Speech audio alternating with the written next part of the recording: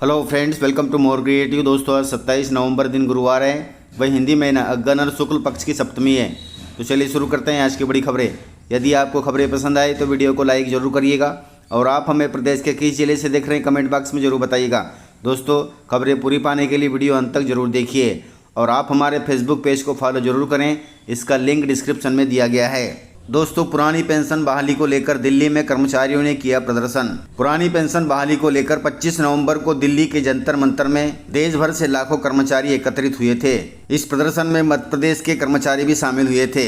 प्रदर्शन के दौरान पुरानी पेंशन बहाली, निजीकरण तथा आरटीआई के पहले टीईटी की अनिवार्यता समाप्त करने जैसे मुद्दे भी उठाए गए। वहीं कर्मचारियों ने सरकार को चेताया है कि पुरानी पेंशन बहाल की जाए, अन्यथा यह प्रदर्शन आंदोलन का रूप ले लेगा। दोस्तों, देश के कई राज्यों में 28 से 30 नवंबर को भारी बारिश का अलर्ट जारी किया गया है। इस बार मानसून का सीजन बेहतरीन रहा। कई राज्यों में तो इतनी भारी बारिश हुई कि पुराने सभी रिकॉर्ड टूट गए। नदी, तालाब और बांध भी पूरी तरह से भर गए। मानसून के दौरान देश भर में सुहाना मौसम रहा और लोगों को गर्मी से राहत भी मिली। वहीं मानसून के जाने के बाद भी कई राज्यों में इसके असर से अभी भी बारिश का सिलसिला जारी है। ऐसे में भारतीय मौसम वैज्ञानिकों ने देश के कई राज्यों में 26 से 30 नवंबर को भारी बारिश का अलर्ट जारी किया है। मौसम विभाग ने अलर्ट जारी किया है कि केरल में 26 से 30 नवंबर को कई जिलों में भारी बारिश होगी। वहीं 26, 27 और 28 नवंबर को 50 से 60 किलोमीटर प्रति घंटे की रफ्तार से हवा चलने का भी अलर्ट है। वहीं 29 और 30 नवंबर को 30 से 40 किलोमीटर प्रति घंटे की रफ्तार से हवा चलने का अलर्ट है। इस दौरान बिजली भी गिर सकती है। हालांकि अभी बादल छाए हुए हैं, कहीं इसका असर मध्य प्रदेश पर भी न हो जाए।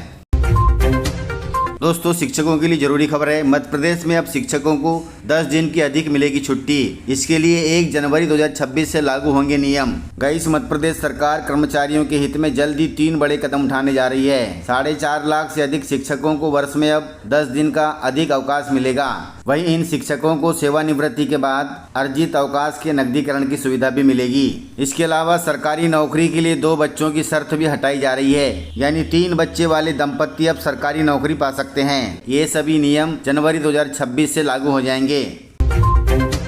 दोस्तों, प्रशासन ने रौंदा है सरकार का संकल्प। हम सभी जानते हैं कि प्रधानमंत्री के आह्वान पर मध्य प्रदेश में माँ की बगिया अभियान चल रहा है। इस अभियान के तहत मां के नाम एक पेड़ लगाया जाता है। वहीं सागर जिले में जिला प्रशासन ने 1,500 से ज्यादा पेड़ काट डाले हैं। ये सभी पेड़ कोरोना महामारी के दौरान रोपे गए थे। जिला प्रशासन की इस करतूत से आमजन बड़े नाराज हैं। अब उन्होंने इस शिकायत को प्रधानमंत्री मोदी तक भेजने की तैयारी कर ली है। एक तरफ सरकार पेड़ लगवा रही है, दूसरी तरफ प्रशासन पेड़ कटवा रहा है। दोस्तों, जल जीवन मिशन में हुई है बड़ी सख्ती। मध्य प्रदेश में जल जीवन मिशन में बड़ा करप्शन हुआ है। अब इन करप्शन के आरोपों की जांच पूरी हो गई है। मिशन की जांच में भारी अनियमितताएं पाई गई है। इसके बाद सरकार ने अब सख्त कदम उठाया है। सख्त कदम के तहत मिशन में काम कर रही 280 एजेंसियों को सरकार ने ब्लैक लिस्ट कर दिया है। इसके साथ ही 22 ठेकेदारों के अनुबंध भी रद्द कर दिए हैं, अर्थात इन 22 ठेकेदारों को भी ब्लैक लिस्ट किया गया है। यह कार्रवाई जाँच रिपोर्ट आने के तुरंत बाद की गई है। दोस्तों, प्रदेश के कई गांवों की नल जल योजनाओं में मजरे और टोले छूट गए। इसकी वजह से कई परिवारों को नल कनेक्शन नहीं मिल पाए थे। इसे गंभीर लापरवाही मानकर कार्रवाई शुरू की गई है और अब इन ठेकेदारों को ब्लैकलिस्ट कर दिया गया है। अब ये ठेकेदार कहीं भी आगे से टेंडर नहीं ले सकते। गाइस, मध्य प्रदेश में पंचायत सचिव बनना आसान नहीं रह गया। पंचायत सचिव बनने के लिए सीपीसीटी अनिवार्य कर दिया गया है। अब पंचायत सचिव बनने के लिए उम्मीदवार को कंप्यूटर दक्षता परीक्षा अर्थात सीपीसीटी पास करनी अनिवार्य होगी। पंचायत और ग्रामीण विकास विभाग ने इसके लिए नया नियम तैयार कर लिया है और जल्द ही इसे लागू कर दिया जाएगा। इस नए नियम को लेकर विभाग ने एक प्रारूप जारी कर दिया है। इन नियमों को 1 महीने बाद लागू करने की योजना बनाई जा रही है। आगे आपको सचिव बनना है तो सीपीसीटी कर लें, क्योंकि पंचायत सचिव के लिए सीपीसीटी अनिवार्य कर दिया गया है। गाइस, संविधान दिवस पर प्रधानमंत्री मोदी ने देश के नाम लिखा है खत। प्रधानमंत्री ने अपने पत्र में कहा है कि संविधान हमारे अधिकार और कर्तव्य दोनों को सौंपता है। इन कर्तव्यों को निभाना हर भारतीय नागरिक की जिम्मेदारी होती है। आज़ादी और समानता ही हमारे संविधान की असली आत्मा भी है। इन्हें जिंदा रखने की ताकत आम जनता के व्यवहार में दिखती है। हम सभी नागरिक दायित्व निभाकर ही अपने लोकतंत्र को मजबूत बनाएंगे।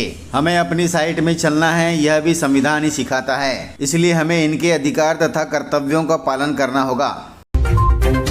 दोस्तों, भारतीय सेना में निकलने वाली है 1 लाख भर्ती।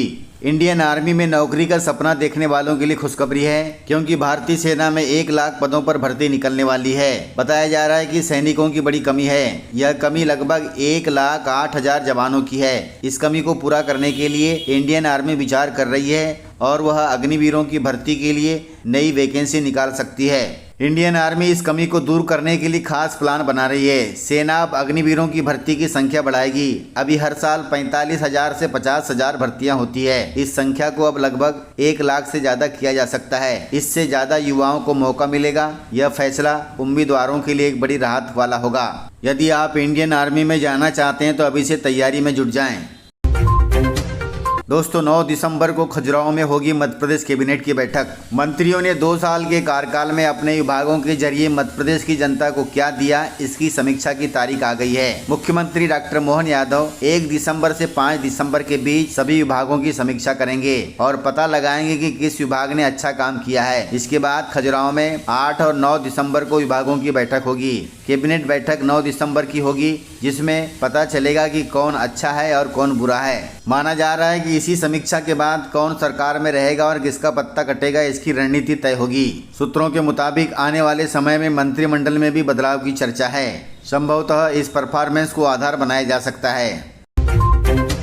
किसानों के लिए जरूरी खबर है, अब नए साल में आएगी प्रधानमंत्री किसान सम्मान निधि योजना की 22वीं किस्त। दोस्तों योजना के अनुसार पहली किस्त अप्रैल और जुलाई के बीच में आती है, दूसरी किस्त अगस्त से नवंबर के बीच में आती है और तीसरी किस्त दिसंबर से मार्च के बीच में आती है। ऐसे में 4 महीने के हिसाब से देखें तो 22वीं किस्त का समय फरवरी 2026 में पूरा होगा। हालांकि अभी फाइनल डेट नहीं आई है, लेकिन फरवरी और मार्च के बीच में कभी भी 22वीं किस्त आ सकती है। वहीं अगली किस्त का यदि आपको लाभ लेना है तो KYC, बैंक खाता आधार से लिंक करा लें, भूमि सत्यापन करवा लें और फॉर्म भरते समय गलती हुई हो तो उसे सुधरवा लें, अन्यथा अगली किस्त से वंचित हो सकते हैं। दोस्तों जानकारी के अनुसार मुख्यमंत्री किसान कल्याण निधि की राशि भी अब जल्द आने वाली है, इसलिए आप सभी तैयार रहें। इस प्रकार से खबरें थी। यदि आपको खबरें पसंद आई हो तो वीडियो को लाइक, शेयर एंड सब्सक्राइब जरूर करें। तो मिलते हैं सर अगली वीडियो में, तब तक के लिए जय हिंद, जय भारत, जय मध्य प्रदेश।